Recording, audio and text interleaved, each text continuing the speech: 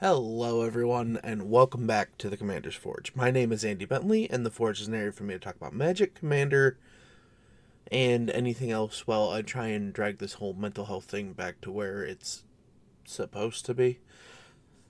Now, I didn't talk about it last week because I was not feeling good and just could not bring myself to sit down and record.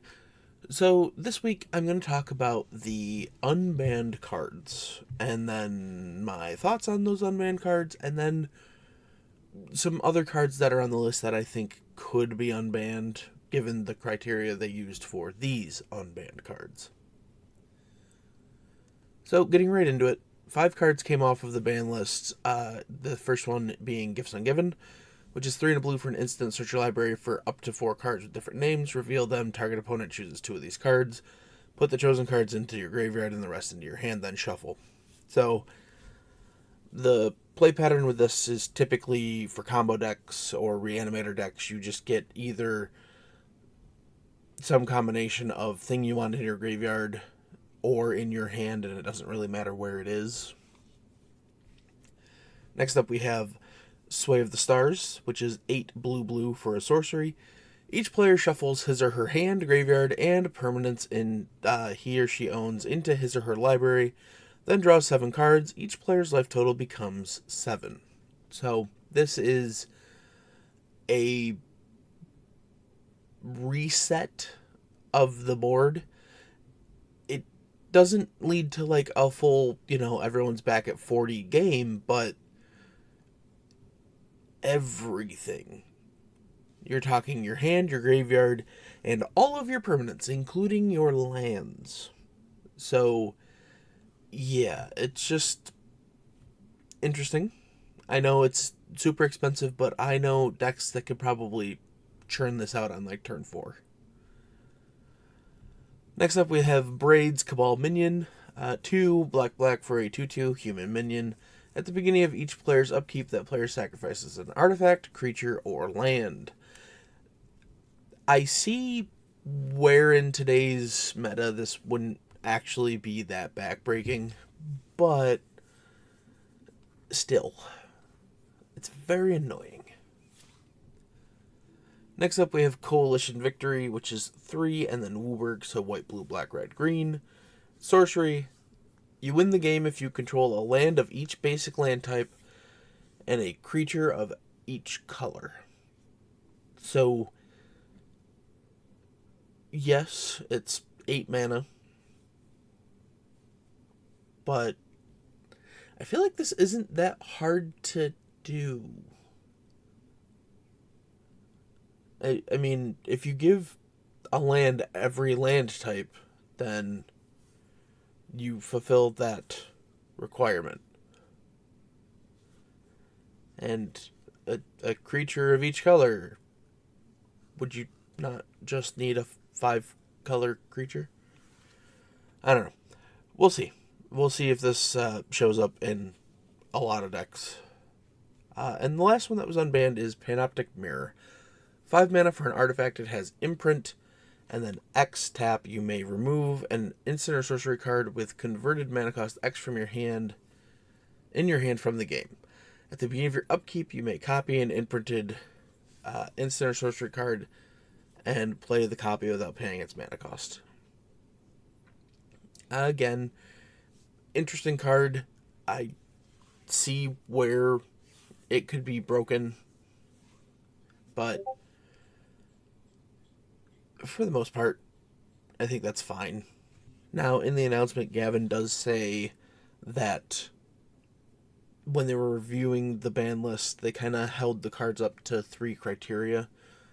And those 3 are cards that have some fond memories associated with them, cards that can contribute to positive play patterns, enjoyable decks, and or splashy moments, and cards that don't create runaway games or negative play patterns.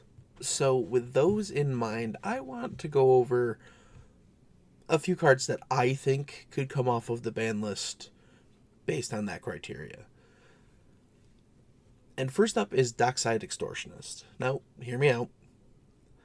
I know sometimes Dockside would help you run away with the game, but Dockside Extortionist is only good if all of your opponents are already doing okay. So, Dockside is 1 in a red for a 1/2 Goblin Pirate. When it enters the battlefield, create X treasure tokens where X the number of artifacts and enchantments your opponents control. So if this comes down on 2, there's not a lot it's going to do. So it's not really that great in the early game. In the mid game, it can help you catch up, and in the late game, it can help you get ahead. So I think, rationally speaking, this could come off of the ban list. Next up is one that I think was slightly controversial when it was first banned, but let's just get into it. It's Golos Tireless Pilgrim. It's a 5-mana, 3/5 scout. When it enters, you can search your library for a land card, put the card into the battlefield tap, then shuffle your library. And then for 2 in Wooburg, you can exile the top 3 cards of your library. You can play them this turn without paying their mana costs. Yes, I understand, like, the ability to get any land, and then, this is a 5-color commander because of the 5-color activated ability.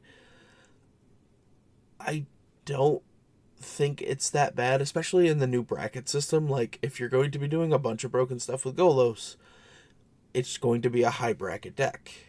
That's just how it is. So I think Golos would be safe to come off of the ban list. Now, looking through, there is the obvious Jeweled Lotus, because it's not playable anywhere else.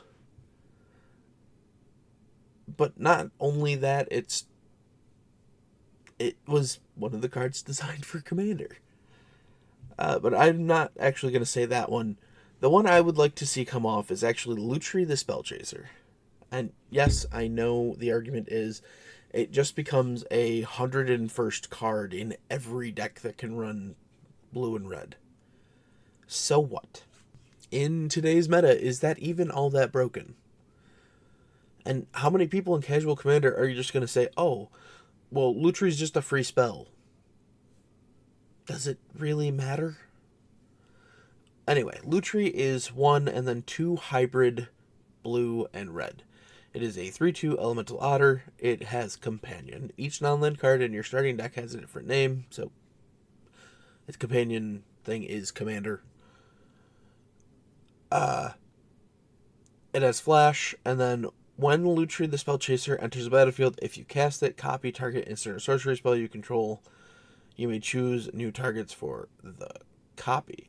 Now, with the updated companion text, you cannot cast them from the companion zone. You have to pay 3 to put them into your hand first. And then, I do believe you have to do that at sorcery speed. And then you can do the flash shenanigans later.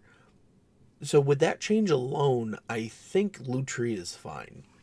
Next up, I think we're at a point where this could come off the ban list and really not be that big of a problem. And that's Primeval Titan, or Primetime. 4 green for a 6/6 giant with trample. When it enters the battlefield or attacks, search your library for up to 2 land cards, put them onto the battlefield tap, then shuffle your library. Yes, this falls into the same, like, maybe if it just got basic lands, it wouldn't be as bad. But we're at a point in the meta where I don't think it would be that much of a problem. Like, how often is this going to be able to sit on the battlefield before somebody is like, yeah, no, I'm going to immediately get rid of that? So you get, 2 lands? And kind of by that same notion, I think the 5th card I would pick would be Rofelos Llanowar Emissary. Rofelos is a 2/1 elf druid for green, and he taps that green mana pool for each forest you control. Now, again, I know how this could have been, like, super oppressive back in the day, but in today's meta, is this really breaking any games? Sure, it helps things get a lot of mana, but A, it doesn't have haste. B, like, it is dependent on the amount of forest you have. So it has to either A, come down super early and just be like a regular mana dork, or B, you play it late game, hopefully give it haste, or it survives the turn and then you get a ton of mana. So yeah, I don't think that's all that bad in the grand scheme of things. And I think that's kind of where I'm gonna stop talking about the cards on the ban list. Those are just 5 that I think could be reevaluated. That said, let me know if you think there's any other ones that are reasonably safe to come off the ban list. And I'm going to take a quick break, and when I come back, I'm going to talk about, I don't know, something.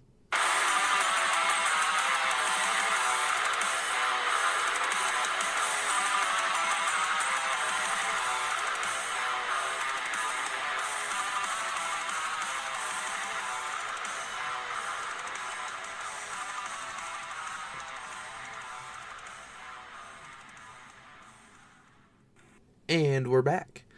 Now, let's talk about some Dargons. So, I've had a dragon deck that I've had for many years, and it's gone through several commanders and different types. It started with a Tarka as a Gruul deck, and then it went from a Tarka to Saskia the Unyielding, and a 4-color deck minus blue. Then from Saskia, it went to the Dragon. I only played it a couple times as the Dragon before cutting it all the way down to mono red with Lathless. And then after that, I went to Rakdos with Kolaghan. And it's currently still Rakdos, but the commander is Ganax with Agent of the Iron Throne as its background. That said, I had the idea for a Gruul deck using Ganax and Acolyte of Bahamut, but as I was going through boxes, pulling cards out, I found I had like a etched foil Miram just sitting in a box, so I decided to go with that instead. So this is just, accidental Miram. So Miram Sentinel Worm is 3 and Temur, so green, red, blue, for a 6/6 Dragon Spirit with Flying and Ward 2. Whenever another non-token dragon enters the battlefield under your control, create a token that's a copy of it, except the token isn't legendary if that dragon is legendary. Now, since this is going to play out like the best hits of whatever dragons I happen to have on hand, I'm going to start with the couple of non-dragons I want to talk about, because they're kind of integral to how this deck wants to play. The first of those is Dragon Tempest. 1 and a red for an enchantment. Whenever a creature you control with flying enters, it gains haste until end of turn. And whenever a dragon you control enters, it deals X damage to any target where X is the number of dragons you control. So this very easily can end game. Next up, which is really the only other one I want to talk about before we get into dragons, is Draco Genesis. 6 red for an enchantment. You may cast dragon spells without paying their mana cost. That's it. Full send. That is the card. Now, I built this deck mostly with what I had on hand. I was able to trade for a few cards, so there is that. But for the most part, it was built with stuff that I just had laying around. Now, arguably one of my favorite dragons to come out of Tarkir Dragonstorm is a common. It is Sagu Wildling. It is 4 and a green for a 3/3 dragon with flying, and when the creature enters, you gain 3 life. But this has the omen for Roost Seek. Single green, sorcery. Search your library for a basic land card, reveal it, put it into your hand, and then shuffle, this into your library. It's just a really good utility creature. And ended up being like one of my favorite ones to cast during pre-release. But moving right along, we have the pair of Urenias I was able to trade for. So we have Urenia of the Unwritten, 4, and Temur, so green, blue, red, for a 7/7 Spirit Dragon with flying and trample. Whenever Urenia enters or attacks, look at the top 8 cards of your library. You can put a dragon creature card from among them onto the battlefield, put the rest on the bottom in a random order. And Urenia, the Song Unending, is 5 and Temur, green, blue, red, for a 10/10 Spirit Dragon with flying and protection from white and black. When Urenia enters, it deals X damage divided as you choose among any number of target creatures and or planeswalkers your opponents control, where X is the number of lands you control. And moving right along, we have the pair of Atarkas. We have Atarka Worldrender, who was the original commander of my other dragon deck. God, was that back in 2015? What year did that come out? Anyway, it's been a while. So that is 5, a red and a green, for a 6/4 dragon with flying and trample. Whenever a dragon you control attacks, it gains double strike until end of turn. Then we have its counterpart, Dragon Lord Atarka, 5 red-green, for an 8/8 Elder Dragon with flying and trample. When Dragon Lord Atarka enters the battlefield, it deals 5 damage divided as you choose among any number of target creatures and or planeswalkers your opponents control. Ability, not so great, but it's a 8/8 with flample. So, yeah. Moving right along, because we've got a bunch to talk about. Next up, we have Drakoseth Maw of Flames, 4 red, for a 7/7 dragon with flying. When it attacks, it deals 4 damage to any target. 3 damage to each of up to 2 other targets. So, yeah. After that, we have Imrith, Desert Doom, 3 blue, for a 5/5 dragon with flying. It has Ward 4 as long as it is untapped. Whenever it deals combat damage to a player, draw a card. Then, if you have fewer than 3 cards in hand, draw cards equal to the distance. They're the difference. Next up, we have Thraxus the Butcher, 3, a red and a green, for a 3/4 dragon peasant with trample. And whenever Thraxus attacks, double the power of each dragon you control until end of turn. After him, we have Udvara Hellkite, 6 red, for a 6/6 dragon with flying. Whenever a dragon you control attacks, create a 6/6 red dragon creature token with flying. After that, we have the 4th commander from my other commander deck, Lathless, Dragon Queen. 4 red, for a 6/6 dragon with flying. Whenever another non-token dragon enters the battlefield under your control, create a 5/5 red dragon creature token with flying. And for 1 and a red, dragons you control get +1/+0 till end of turn. After her, we have the Twin Flame Tyrant, 3 red, for a 3/5 dragon with flying. If a source you control would deal damage to an opponent or a permanent opponent controls, it deals double that damage instead. And moving right along, we have Inferno of the Star Mounts, 4 red, for a 6/6 dragon. The spell can't be countered. It has flying and haste. For a red, Inferno Star Mount gets +1/+0 till end of turn. When its power becomes 20 this way, it deals 20 damage to any target. Moving right along, next up we have Ganax, Astral Hunter. 4 and a red, for a 3/4 dragon with flying. Whenever Ganax or another dragon enters the battlefield under your control, create a treasure token. It also has choose a background, and is currently the commander of my other dragon deck. After Ganax, we have Atsushi, the Blazing Sky, 2 red, for a 4/4 dragon spirit with flying and trample. When Atsushi dies, you can either exile the top 2 cards of your library till the end of your next turn. You can play those cards, or you can create 3 treasure tokens.